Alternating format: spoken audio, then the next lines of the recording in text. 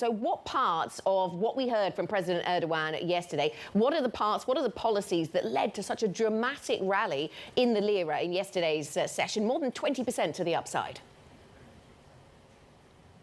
Yes, stunning, right, Anna? Well, traders were really focusing on a provision in these new extraordinary measures that would protect retail investors from foreign exchange risk in terms of their lira deposits. So essentially, in a yet-to-be-described scheme, essentially, if lira depositors lost more money from foreign exchange than they earned in interest from the banks, the Treasury would make them whole.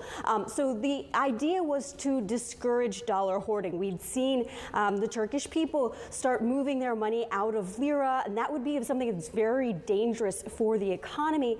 And so far, we're seeing indications that indeed the Turkish people do believe in this new policy. The head of the Turkish Banks Association on local TV said this morning that $1 billion worth of lira were purchased in mobile banking transactions since that policy was announced just a couple hours ago.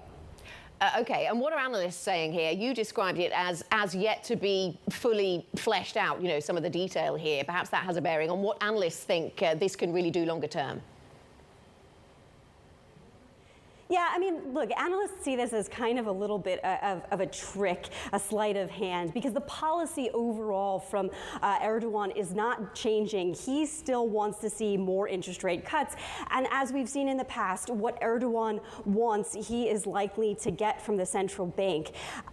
There's a lack of liquidity in the markets that could be behind some of the move. But broadly, I think what strategists are determining and why they're so cynical about this new policy, because they are really dubious that it marks a turning point, is because it's going to put a big burden on the public sector, but it does indicate that at least Erdogan's government willing to step in to save the banking system. So that could be some of the positive momentum we're seeing today.